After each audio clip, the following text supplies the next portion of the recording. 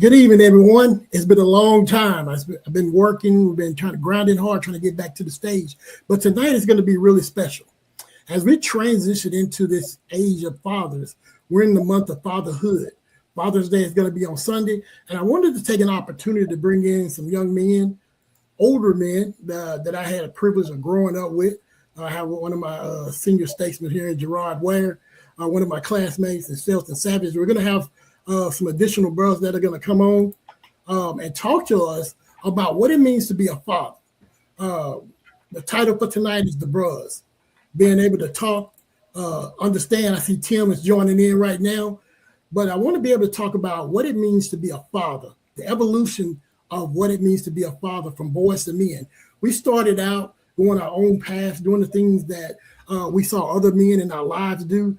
As they shaped our lives from being a boy to a man, going through the military, whether we were going through college, things that shaped us. So I want to be able to talk with this panel about what do they view as a thing to be a good father, and what does that title mean when it comes to the community. So I'm going to give them a chance to introduce themselves.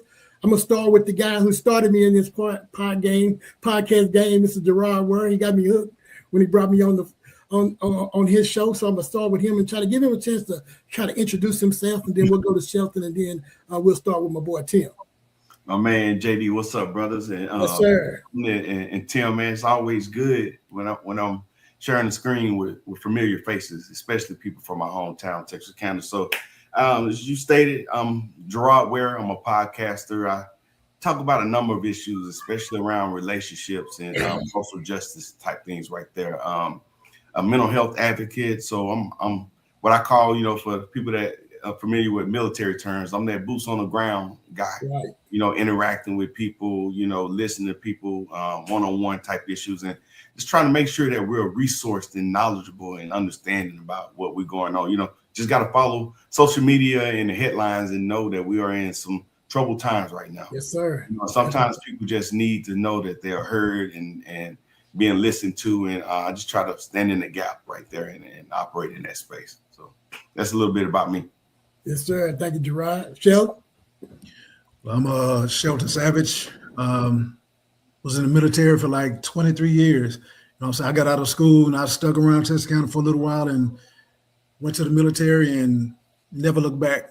I ended up getting out and jumped into this executive protection game, and I haven't looked back since then. It's been something that's been special to me, and I love it, and I wouldn't change anything for the world for it. Yes, sir. Welcome to the stage, man. Now for the firecracker of the group, looking suave over there in the seat, Mr. Tim Horton. Hey, man, what's happening? Hey, now me and my daughter, man, we swinging down to San Antonio for the weekend, so I'm driving right now. So, but me, Tim Horton, grew up with you fellas, had a lot of good times with y'all, man. So, just doing my thing around here, man, just trying to live every day, train these people, train these athletes, train these kids to be better athletes, just better people, man. So that's what I do every day, all day. That's a good deal, man. And when I looked at the people that I want to explore, I had some other guys. I'm hoping I can tap into you guys in the future as well for some different topics. But when I thought about some people, I look at you guys online a lot. I see the things that you're doing. I admire the work that you're doing. A lot of the things that are going on in your lives. Like Gerard said, there's a lot of things that's going on in the community right now, in society as a whole, but specifically within our culture, that is really a need for a strong set of fathers to be able to come in. I know as a young father, I have two girls, and I was part of this group called the Watchdogs. And it's called Watch Dads of Great Students. And so I would always go to the school and I would see how the kids that were not mine would always gravitate to me by the way I would interact with my daughters. So I want to kind of bring you guys on and talk about from when we all grew up in Texas County. We walked those streets. We over Boyd, Stevenson, of course, off of Belt Road. My boy Tim was, and we grew up in these areas, and we picked up different traits and different ideas. So we were able to shift from being boys to become men. But within that scope, we also became fathers, some early, some later on in life. So when you think about that, what was the thing that truly hit you that you were a father, not just in title, but in heart? What was that moment like when you first became that father? And anyone can take the first. Yeah, I'll just jump in there. For me, it's when I knew that my daughter, when I really came conscious of how dependent she was of me. You know, when they can't talk, but all they do is smile or cry, and you have to try to figure out what they're going through, if they're fed, if their diaper needs change, if they want to be consoled and all that right there. So understanding how dependent they were on me, you know, we all similar, have similar upbringings, you know, trying to figure life out as it's happening. Yes, sir. So if for There's me, no blueprint. yeah. You know, they tell you there's no manuals. There's some self-help, you know, guidance out there, but nothing like the hands-on learning in real time. But for me, again, it was when I was able to see, like, she couldn't communicate other than a cry or a smile or a laugh, and just knowing that she was totally dependent on me, like that was life-changing. Yes, sir. That dependency is a big thing as a father. Same with me as with my girls. It's like even now they depend on me. Even now in graduate school, and that role that we play is same for you guys. What was the moment for you, Shelton, with your child, your son or your daughter, that you knew that, hey, what is this moment is that I'm a father right now? What did it mean to you? I guess it would have to be for me whenever my son was fresh out the oven. I literally took him in the bathroom and I cried. When I tell you, I held him and I cried like a baby, just like him. You know what I'm saying? I guess watching him grow, just seeing, you know, certain things that he does, his manual, you know, just how he, you know, he'll do things like me. I always told, you know, I hope he's bad. I just want to be bad. I hope he's bad, you know, and I don't know why I thought that, because he actually, you know, I wanted that because he actually was. You know what I mean? He was them terrible twos. They really meant that. Sir, yes, sir. He meant that. But I wouldn't change anything for the world of him. Like that time frame was some of the best times, you know what I'm saying, with my child, you know what I'm saying, just watching him just do things and get in trouble and you know, just that's when I knew, you know, right then that you're a father and you gotta basically he's watching you. Yes, sir. They're always watching you. So he's watching you. So, you know, he's gonna do things that you do. So you got to set the example. So, you know, I that's how I knew right then and there. And that's so telling. I didn't get the privilege of having a son, but my daughters, I know they watch everything I do, from where I budget to where I go in the store, how I shop. And I'm looking at them now. They're doing the same things. And I know with Tim, man, I know with you having your son at an early age, how did that impact you as a father, knowing that you in that role early? Man, bro, it was tough because I had to grow up quick. You know what I mean? I had my oldest son. I had him 6 months before my 22nd birthday. Right. You know what I mean? So I had to realize that it wasn't just me now. And it mostly hit me when my dad told me, "You got somebody else to be responsible for other than yourself now." He said, "It's just not you." And it really hit me one day that, you know, because I like shoes. So I went to go try to buy myself some stuff. And I got to thinking, what does my child need first? What do they need? What is his needs? So that's when it really hit me that, okay, yeah, I'm doing things different now, because I was so used to just going and getting the things I wanted. But now with him, I couldn't, because I had to make sure that his needs were met. His child care was taken care of. He was fed. He was clothed. And I had to put all his needs before mine. You know what I mean? So I think that's when it really hit me. I want to say, just like Sheldon early, you know, because I had him so early and I had to grow up quick. I had to learn how to be dad at 22, 23 years old. So he and I both was growing up at the same time, so to speak. You know what I mean? So, but there definitely isn't any type of manual for you. It's trial and error, just like a lot of other things. But eventually you'll figure it out. But when you have multiple children, you'll realize all those kids are not the same. Yeah, they're not. So you have to relearn how to be. You got to relearn how to be a parent each time, because each child is different. You know, all three of my kids are just opposites of each other. Right. So every day you never learn, you never stop learning on how to be a parent. My oldest son is 28 years old and he's still in my pocket and he's getting ready to go to law school. You see what I'm saying? So you just really gotta, yeah. So you know what I mean? So it's just one of those things. Yeah, it hit me once I realized when I started putting his needs above mine, when I was like, I am a real parent. So, Yeah. but like I said, you live and learn. It got easier, but yet it also was hard, so.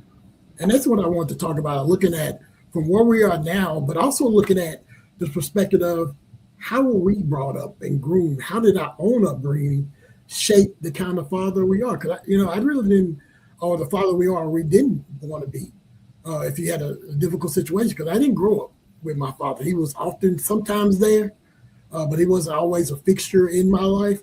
So I always had my brothers. I'm the youngest of 10. I had the men in the church that I kind of looked at. And then when I went off to college, I had some mentors. But I didn't really, my father wasn't really there. I knew who he was. I would see him from time to time. I knew that I didn't want to do that with my girls. I didn't want to be like an absentee father, or sometimes I'm here, I'll promise them things and then I don't show up for them. Because that means a lot to a kid when you say, I'm going to be there for you, I'm going to be there to guide you, I'm going to do these things for you, then you don't show up. So that can impact you. So with you guys, looking at that perspective of how you grew up and how you were brought up, how did that overall shape your life as a father, your pattern as a father? I think for me, my pops was there, but he worked a lot. Right. So, like other men, I looked up to the people that I grew up around, the people I was around when I grew up. Mm-hmm. Newtown. I'm gonna shout out Beverly too, because I grew up in Beverly and in Newtown. Yes, sir. But I saw things that that I probably wouldn't have seen if I was with my pops. Right. You know what I'm saying, if I was around him more. But when it came to my kids, my children, I wanted to take them to the park. I wanted to take them, right, to different things and do things for them. I wanted to go to all their games. You know what I mean? I wanted to be that person that I didn't have. You know what I'm saying? And like guess no down talking my pops. You know what I'm saying? Like he didn't really go to much. Like I said, he worked a lot. Right. So I made sure that I went to everything that my kids had. You know what I'm saying? If I couldn't make it, I felt some type of way. But I try to be at every event that they had. Yes, sir. Yeah. And I think that's important for us to be there, because the presence. I always hear the topic: are you here or are you present? It's a big difference. And I agree with you on that, Sheldon. Yeah. I think for me, I had my dad still here with me. He lived with me, so I still see my dad every day. Saying my parents been together for over 50 years, right? But I also realized the way that my dad and my granddad and my parents and all how they raised me, I can't raise my kids that way. True. Because they were hard on us. They taught us things, and their delivery may not been the best, right? But I can't. I've tried. I've realized, somebody said this to me the other day, that we're like almost like inner city kids trying any intercity parents raising suburban kids. Right. Oh yeah. So we had to grow up hard. Like Sheldon said, Beverly, Newtown. I didn't grow up over there, but I spent a lot of time over there. And that was rough upbringings in those areas, right? Mm-hmm. But our kids are not like that. We got our kids in a lot better or a lot different situations than what we had. So trying to raise my kids the way I was raised, I can't do that. I can't. I've tried it. Like my middle kid, PJ, he tunes me out if I try to raise him that way. So I had to, as a parent, and I had to learn different ways to parent each child. So my upbringing was different, but raising them that way, I couldn't do it. I had to come out with I had to be softer with one child, or I had to be harder with this child, or I had to, so it's different and it's tough, but you just have to learn, how to parent each child differently. You have to read books. I did. I actually read books on how to parent Right. because it was situations I may run into, but there's things that I grew up with that I knew that my dad and my granddad and my uncles had prepared me for also. So, but yeah, you can't raise these kids the same way. Some of them you can, some of them you can't. And that's so true. You muted, Gerard. Yeah, just to piggyback on with them gentlemen, so I'm glad y'all went first because y'all highlighted how different it is, right?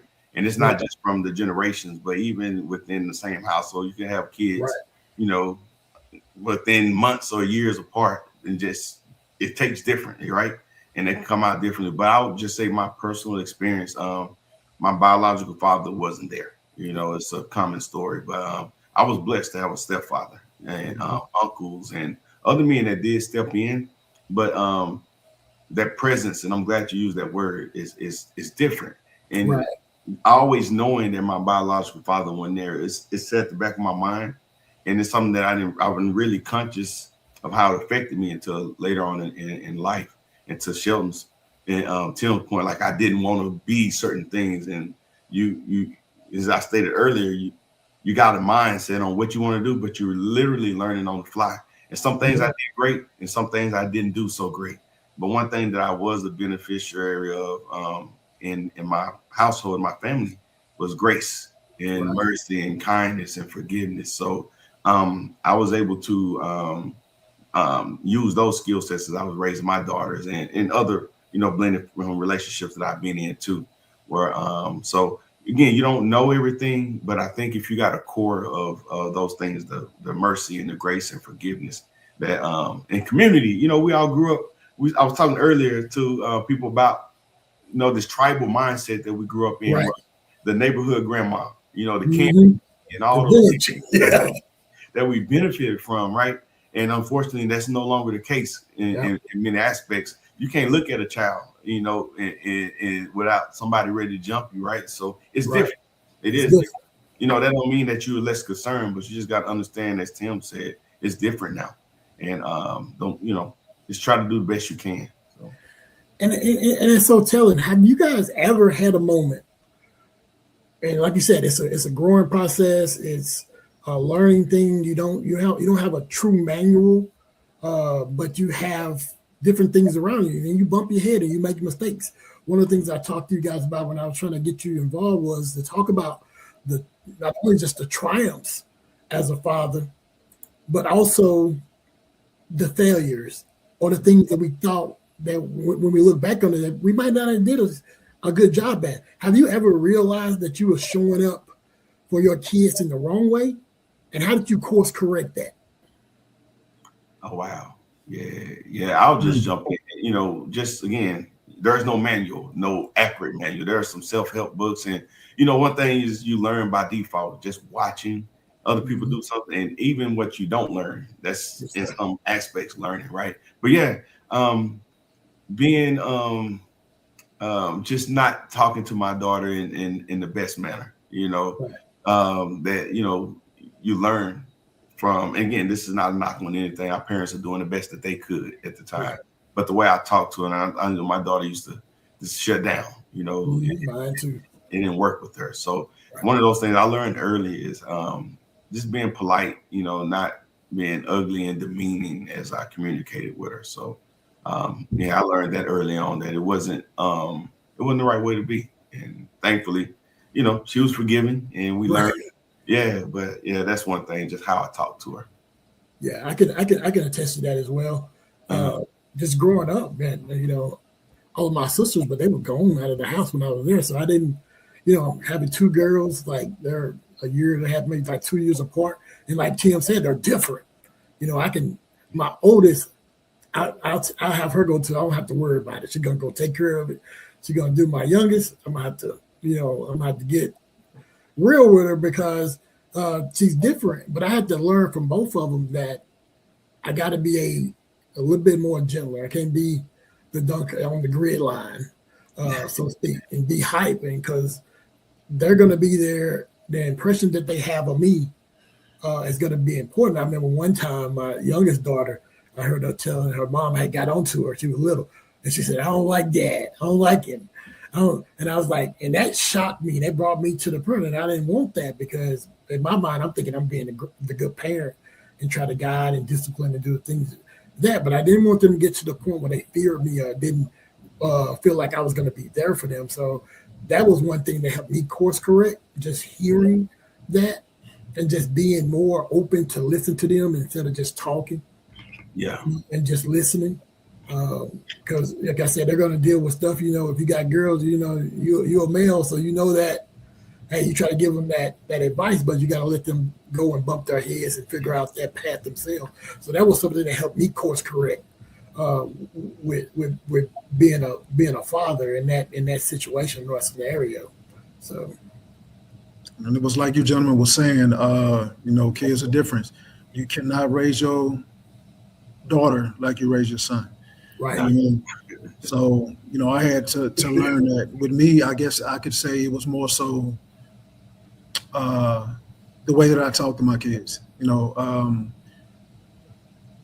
I was kind of stern around the house. If your room wasn't clean, Right. if it wasn't done, I kind of wanted you, to do it then, not whenever you felt like it. You know what I mean? Here. And that's a lot. With kids, they do that, and they kind of get to where they do it whenever they feel like doing it. Not, because the way we was raised, if you didn't do it right then and there, it was some repercussions. You know what I mean? Yeah. Yeah. Now this day and age, you can't look at your child wrong before somebody's called. You know what I mean? Now they can call them themselves. You know what I mean? So, it's I had to basically learn to the way that I talk to them. That was one thing that they kind of would hone in on. Just the way that I would speak to them and whatnot. So I can say it's pretty much that for me. And that kind of leads into everything with the next topic that I want to talk about, is dealing with growth and accountability. Us looking at the man who we are, looking at ourselves in the mirror, and thinking about how has fatherhood forced any of you to confront the parts of yourself you weren't ready to face. We don't always look at our own selves and see where we need to improve on or where we need to adapt in. Or one of my favorite shows outside of Gerard is The Pivot, allowing us to pivot, those pivotal moments. And what was that like for you guys, getting that opportunity just to look at yourself in the mirror and I guess kind of assess yourself for where you were as a father? I'll go first in the one. Was Tim going to go first? I think he was ready. He was ready to chime in. Say again. I was breaking up. So what's the question again? It's breaking up. I don't know if y'all can hear me. Yeah, we can hear you. The question is, how has fatherhood forced you to confront? All right, because what was the question again? Because okay. How has fatherhood forced you? Y'all breaking up on me, so I don't know. I'm on my Wi-Fi. I'm on my Wi-Fi in my car, but it's like breaking in and out on me. Yeah, I might have to jump off because I can't get it to stay. Yeah, I'm going to circle back around. Let me hang up and I call back on. All right, we got that. But yeah, I really want to kind of look at that because a lot of times we kind of look at ourselves and we're the father, we're the head of the household is the title that we give when we do our taxes and when you grow up with the man of the house. But a lot of times we don't always look at how our role impacts those around us. Like we have wives. I think you're what, 30 years now in, Gerard? Yeah. I'll be 26 in July on the 21st. So we don't always do that, but that spouse over there always can bring us back to it. Yeah. What we don't see. One of the things that I've grown from and learned and try to make sure I'm implementing is getting rid of that expectation of perfection. Right. And part of that is talking to our kids and letting them know, like, hey, I don't have it all figured out. And for me in and of itself, it can be a challenge to admit that part, right? Even if you know it, but communicating that to others, like it could be challenging. Then throw in like Sheldon and I, with our military service. it's amplified, right? Especially start moving up in the ranks and getting to the senior ranks. So you're expected to be all, know all, and everything. So, but I learned later on, and it was out the bump of my head several times that was my expectation, and it wasn't hers. Do they think that your daddy know everything? Absolutely, but there's no expectation of perfection. That was something that I built and used to really to shield my insecurities, if you will, So that was one of my biggest growths was learning that perfection was something that I was projecting and it wasn't even necessary. Right. Yeah. All right, I'm back, Jeremy. I got you. And with that, Tim, all right, so go ahead. Yeah. So with me, I know Gerard I was talking about expectations. To me, what I've learned is one thing is I've always allowed my kid to express their emotions freely. Right. Say what you feel, never suppress it, because I don't want you to feel like I'm diminishing your feelings about anything.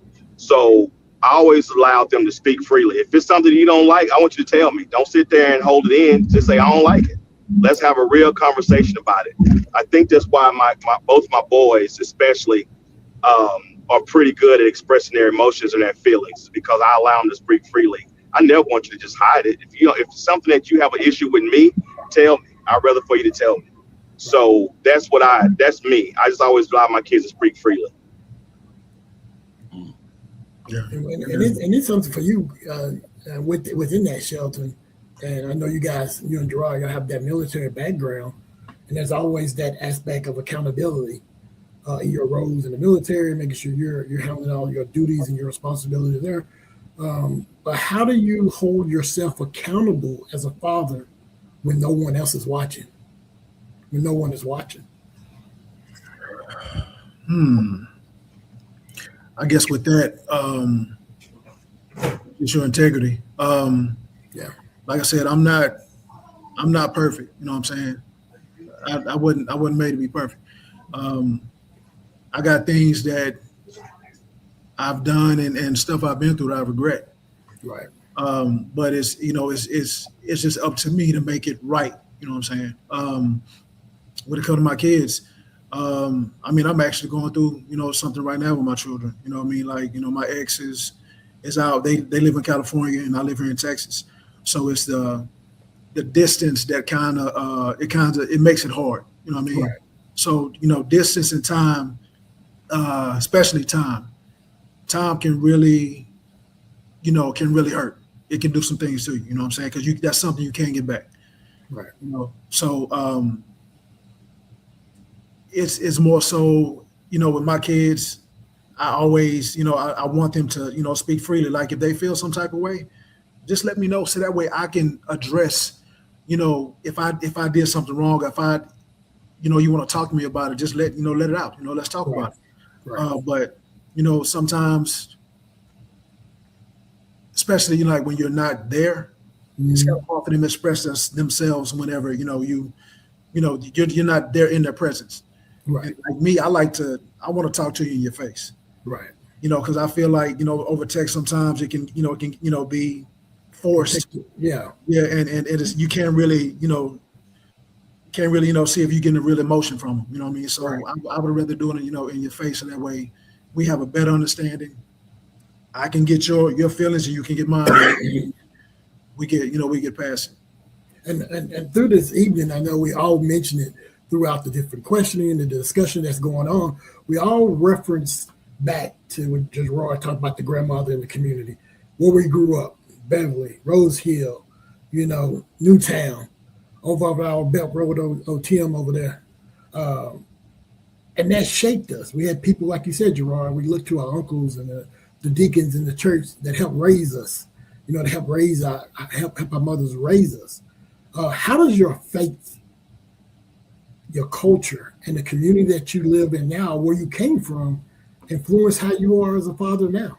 Because the things that we've watched, the things that we've encountered, I live right down across the street, not too far from when Rod got killed when we was in high school. So I wasn't that far away because, like you said, it was hot. It was heated over in that area. We were in the age of those games and all of those things were going on. So we could have went that direction or go the direction that we went now? You went to the military, me and Tim went off to school and doing things that we do. So how does your faith, the culture and the community that you grew up in Nigeria now influence how you are as a father? And that could be With me, I just, yeah, I try to, instill just being an all around good person with my kids. Always help somebody that's in need. right. So that is one thing when it comes to my faith, is because you never look down on somebody, because you never know what situation they're in. Sometimes they just may need a helping hand. Sometimes they may just need a shirt or something. Just always try to be an all around good person. Right. Never talk down on people. Don't bully people. 'Cause, we bully folks, and we were bullied. We did it growing up, but it's a different time now. These kids now, you bully, they might go home and hurt themselves. You know what I mean? So always, that's why I tell my children, just always be a good person. Always look out for others. Always look out for your siblings. And that is going to carry you a long way, because people see that and people recognize a good person. Right. I'll go next. That's a good question. We talk a lot about this, in our community work. Like, what's your guiding light? What's your North Star? Where are your principles and your values? And you outlined it, well in the question when you talked about your faith, the culture, traditions. Those things are all important, and they shape who we are. Even if you're not directly taught something, Right. you learned it from watching other people. And some of the things that Tim talked about, just being polite, being kind, those kind of things. And then if you even want to go beyond that, the belief system that transcends, your own personal grievances or fears. For some people, it's their God, right? Right. I think we all inherently have something in us, right, that tells us right and wrong, good or bad. And it's up to us if we want to follow that right there. But when you're talking about the mark of manhood and fatherhood, when you have purpose, Right. reason to, just to grow and to be better, it's those things that push you forward. And part of those things are family, and especially your children. That's so true. Yeah, but me, I think, like I said, being a good person. We all had, like, people in the neighborhood that we would look up to. We all, I guess, you could say we had all these different mamas. Right. You know what I mean? So now that I'm back, and, at home and whatnot, I go check out these mamas. I go see Miss Gwen. So I go see all these different people that helped me grow up, get me to where I'm at, kept me on the right path. It's hard for, it's not hard. I mean, these kids, they can get kind of like sucked into the wrong thing. True. Real easy. So, when I see some kids or whatever that are out there doing something, if they ain't got no business, I'll holler at them, trying to, talk to them like, a big brother, like, hey, bro, come to my house real quick. Nah, that ain't cool. So that ain't cool to do that. You know what I'm saying? And you gotta, now these days, you gotta watch how you talk to them. Right. You know what I mean? We got mentorship piece is a big thing now. I found out that you can't necessarily be their friend because you're not in that space anymore. And you can't be like, man, you need to get out here. You ain't doing this. You ain't doing that. I think I move more towards of being a mentor. Yeah. So a lot of the young men that, I talk with the young man in Texas County right now. I had him on my show, Aiden. He's over doing the Juneteenth festival and the parade. I said the future is bright for that young man. Yeah. And I think and his mom is doing a phenomenal job raising him. She's doing a wonderful job raising him. And just to talk with him and see the influence, and Gerard, I know you have impact there as well. Just seeing him grow from started as a young man, now he's getting ready to take flight into his adulthood once he get ready to graduate the following year. Being able to have those people in the culture that can mentor young men like that, and be able to help them grow, I think that's one of the big things, because I think about when we were at Pine Street, we were going to school there. when Mr. Moore came on the scene Yeah. as our principal. That was big to see that in that role, one of us, and then he guided us, but he set us straight down the path where we're going to go. I always remember we had I think Lazy Levert came up with it, and it was called Pride, Personal Responsibilities and Daily Efforts. And you talked about Shelton integrity, and you talked about Gerard, the face of a father. I think that's what I tie into myself as when I go, because those little things, the people like Mr. Moore, Dr. Frutrell when I was at Henderson State, the men in my fraternity that groomed me and kind of guided me when my father wasn't there. So I didn't miss a lot, but I was able to learn. So I think that mentorship piece is really key with the young men and ladies that are coming up, because you might not realize it, but those young ladies are looking at us even more. The way we carry ourselves, the way we talk, the way we treat our wives, because they're looking for that person that's going to be there for them. Yeah. So I think that mentorship piece is one thing that I think is really key. Even when I meet with in my job, I meet with a lot of younger veterans. You know, they might have went straight from high school into the Army and the Marines or the Navy, just like you telling you and Gerard did. And I talk with them about, what are your goals? What do you want to do? I'm not going to tell you what I feel you should, but what do you want to do? What do you believe that you're good at? Because you're moving into a different status right now. A lot of the young men that I work with and young ladies that I work with are either getting boarded out, and it's going to be a different life for them, because the military was their life, and they're having to reshape that, and it's a period of transition for them. So I think in my role, I always try to just to be a mentor and be a sounding board for them to kind of tell me what they're thinking, and then I can help them get where they want to go. So I think being a mentor of how people mentored me, you know, they always talk about the gold or the platinum rule. So that it may not always be reciprocated, but I always try to make sure that I'm putting forth the best me that I can be. I never try to really be anyone else, but I always try to be the best me that I can be, and hopefully that's going to be able to impart something into that person that might be questioning themselves about their future or their path or a decision they make. Because like you said, we're not perfect. We're trying to chase that thing, but we're not perfect. And I think it's important for our youth to be able to see that, because we have our own kids, but by proxy, we're raising other kids by our actions and how we do that daily walk. So, yeah.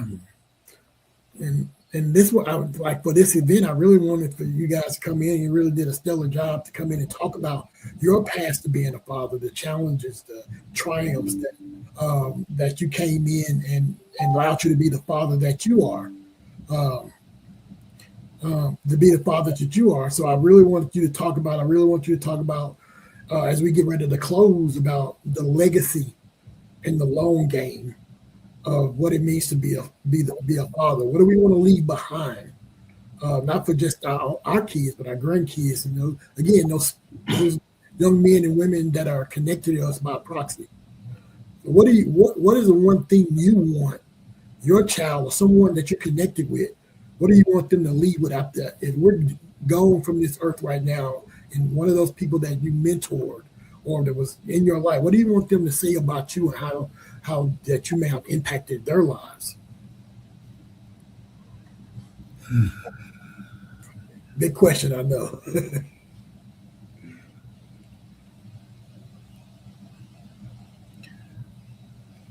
I guess for me it would be that I was there. Right. I always answered the phone. I was always there when they needed me. That I'm somebody they can look up to, and they want to basically just be like me. Right.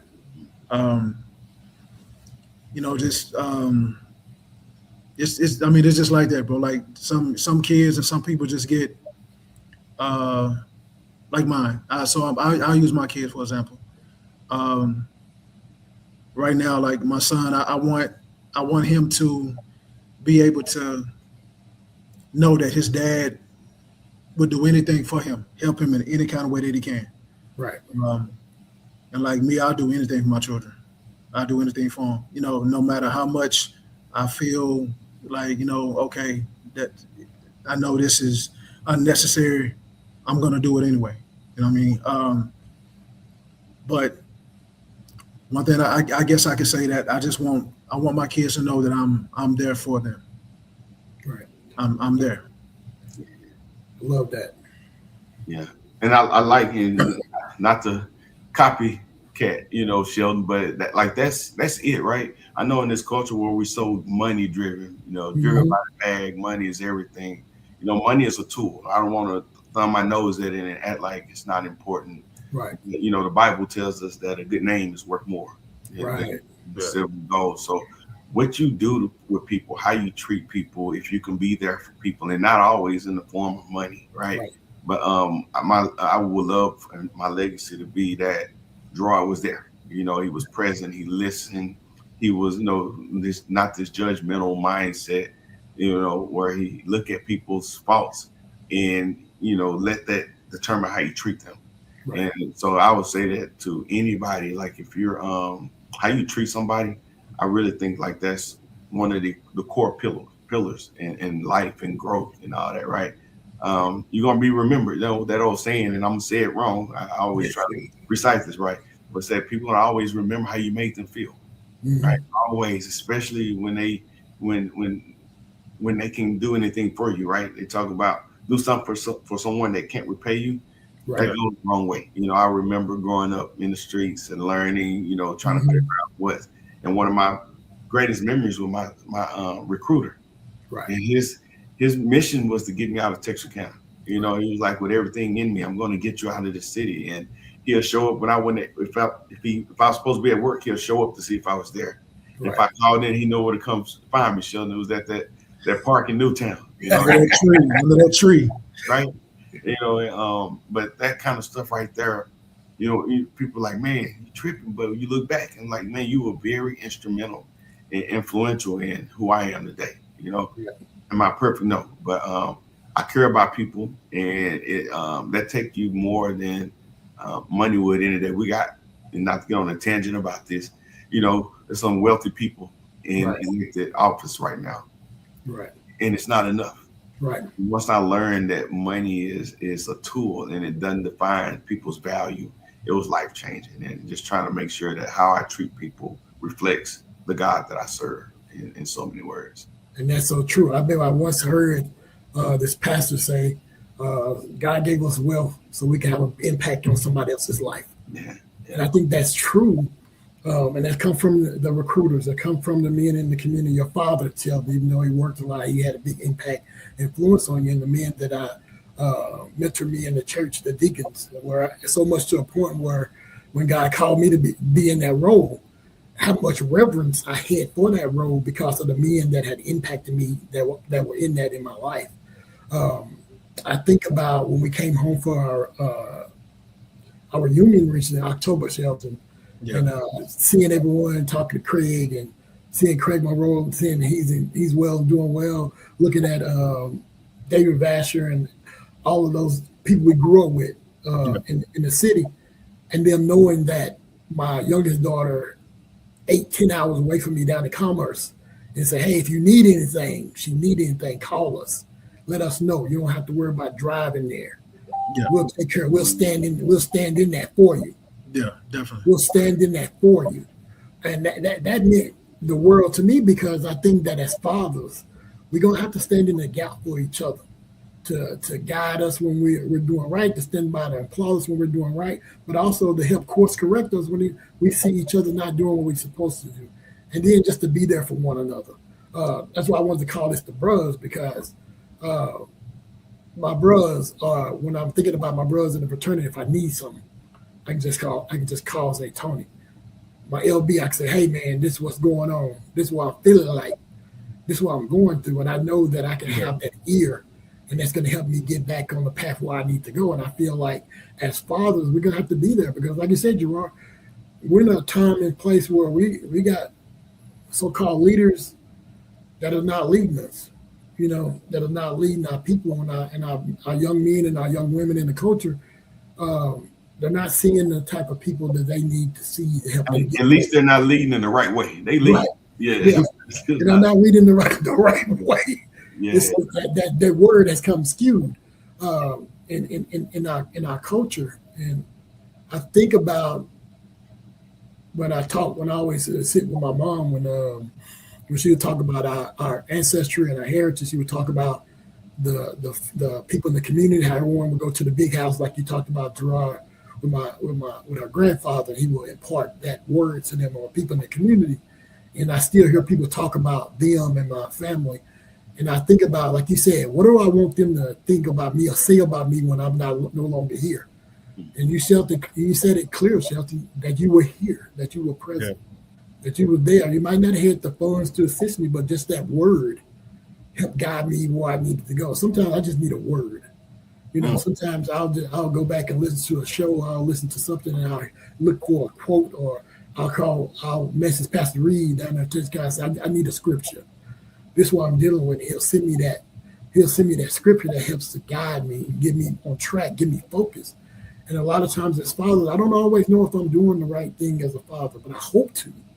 And I always need that group of men there to help me, guide me, get me where I need to be. And I think I'm hoping that, like I keep saying, I always tell people, Gerard, you kind of started me in this because I remember you, I remember Bert, I remember Mark Burt and all those guys.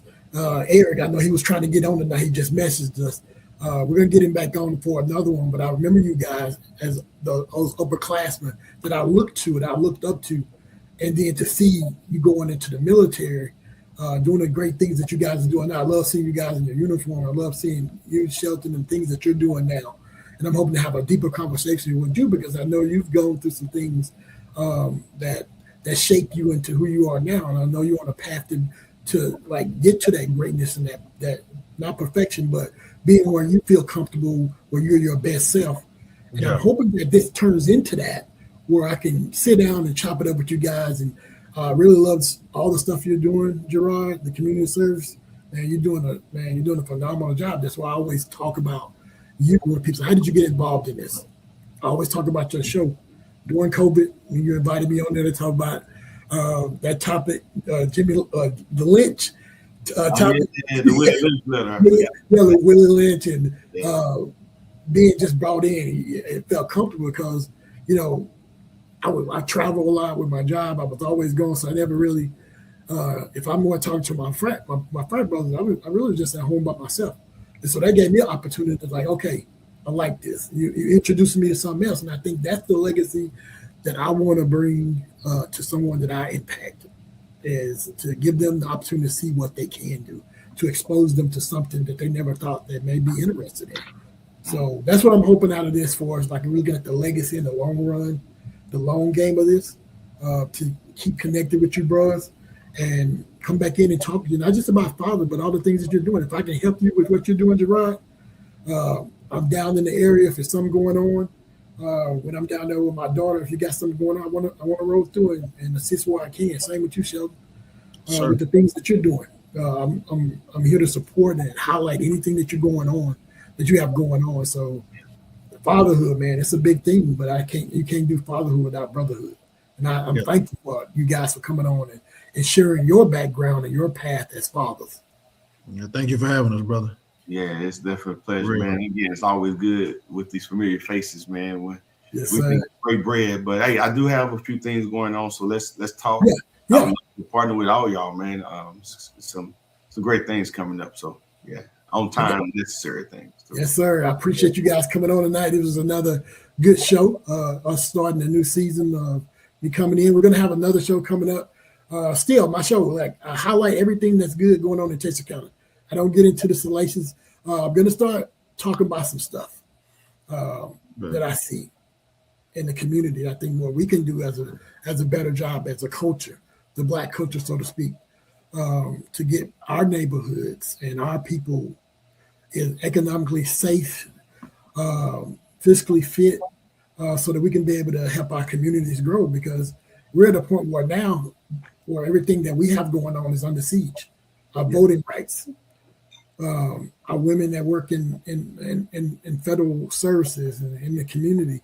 I feel like we got to start. What did the song say? You and I got to do for you and I. I think that's we got to get back to that. What is that Black Wall Street, those Greenwoods, those Rosewood communities where we thrive based on the people in our community. So I'm hoping that I can be connecting more with you guys and the stuff that you're doing, Gerard, because you're doing a wonderful thing. And Sheldon, you're man. I wish I could be Texarkana, our community, our people, our responsibility. I love it. Yeah, I love it. Yeah, so yeah, we always gonna go back and give back to our hometown, man. Yeah, that's my hope. That's my hope to get back there, to get back to my hometown. I'm definitely trying to work up a few things for Texarkana. That's what's up. So yeah, I think if I can pull this stuff off, I think it'll be a lot of people happy. They take the word "if" is win. So that's You got that right. You got that right. Yeah. Okay. Again, fellas, I really appreciate you guys coming on. Tim is traveling. Eric, we're gonna get you back on here, get you set up. I saw you message me. I really appreciate you for agreeing to participate, and we're gonna get you on this again. I'm hoping to do this show again for the bros. Sure. Ladies and gentlemen, Sheldon, Gerard, Tim Horton, Eric Poe. This is the TXK State of Mind podcast. As always, what's your state of mind? And we'll see you next time. All right.